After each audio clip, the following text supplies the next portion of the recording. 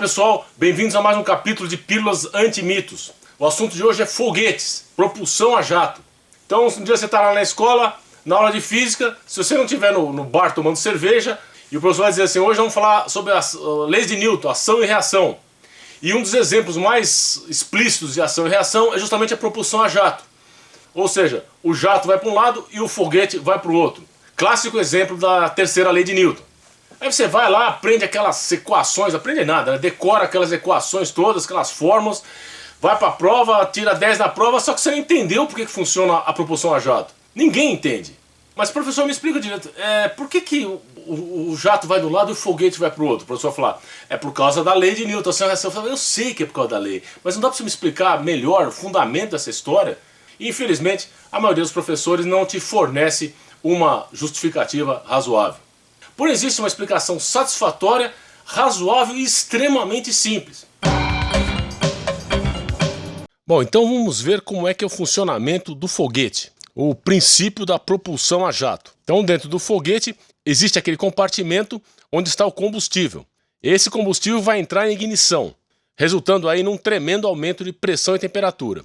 O que está acontecendo com as moléculas do combustível lá dentro do compartimento? Elas estão se deslocando para todos os lados, um movimento aleatório.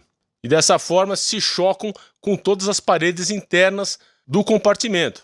Esses choques, apesar de aleatórios, segundo a lei das probabilidades, são igualmente distribuídos. Quer dizer, em média, o mesmo número de moléculas se choca simultaneamente com a parte da frente, com a parte de trás, em cima, embaixo, enfim.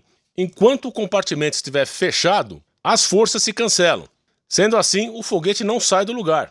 Agora veja o que acontece quando a gente abre a parte posterior do compartimento, ou lado da exaustão dos gases. Aquelas moléculas que se chocavam com a parede do lado esquerdo do compartimento, agora escapam pela exaustão e dessa forma deixam de contrabalancear, de anular a força das moléculas que estão indo em outra direção, aí no lado direito do desenho. As que vão para cima e para baixo continuam se cancelando.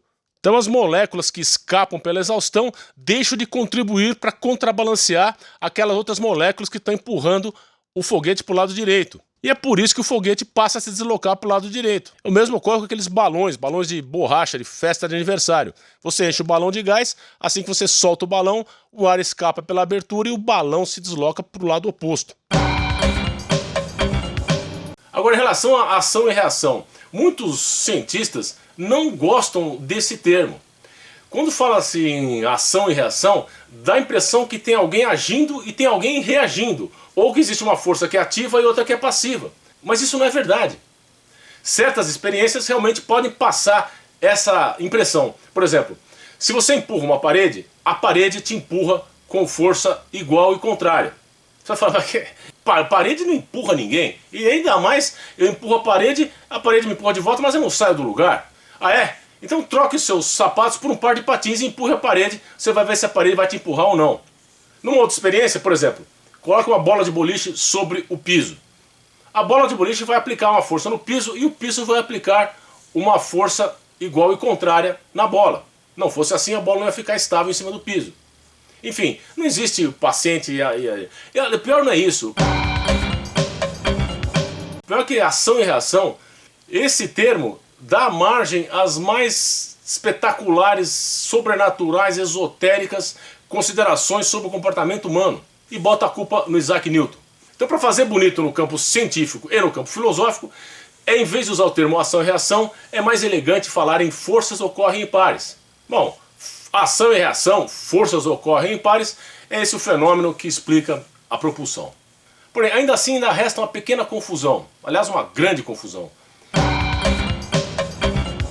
Agora, é muito importante ressaltar o seguinte, observe que o fenômeno ocorre dentro do compartimento. Não é que as moléculas que estão saindo pela exaustão estão empurrando as moléculas que estão fora do foguete. Quem está empurrando o foguete, quem está pondo o foguete em movimento, são as moléculas que estão dentro do compartimento do lado direito. O foguete não depende do que está acontecendo fora do compartimento para se deslocar. Pode haver até vácuo. E é por isso que o método de propulsão a jato é ideal para exploração espacial. Afinal de contas, não existe ar passando da atmosfera terrestre. Não adianta ir com o avião a hélice que você não vai para lugar nenhum. Tem que usar propulsão a jato. E já na década de 20, o professor Robert Goddard entre outros, propôs esse método de propulsão a jato para a exploração espacial aí que se previa ocorrer no futuro. Mas você fala, tá bom, legal, entendi, mas cadê o mito? Veja só. Porém, as propostas do professor Goddard chegaram aos ouvidos do jornalista do New York Times. Esse jornalista nos proporcionou um histórico caso de humor involuntário no jornalismo. Numa demonstração de profundo desconhecimento da matéria, esse jornalista publicou o seguinte, em janeiro de 1920. Abre aspas. O professor Goddard desconhece a relação ação-reação e a necessidade de haver algo melhor que o vácuo que sirva como reação contrária. Fecha aspas. Ô, meu amigo do New York Times, vai dormir, vai. Você não entende nada de foguete. Acho que depois dessa, esse jornalista foi transferido para o setor de culinária do jornal New York Times. Mais uma vez, cuidado com o que você lê em jornal, revista, televisão. Você sabe que tem muita coisa esquisita andando por aí. Então é isso, pessoal. Sem querer, empurramos aí uma leizinha do movimento sem que ninguém perceba. Então é isso aí, pessoal. Forças ocorrem em pares. Um abraço.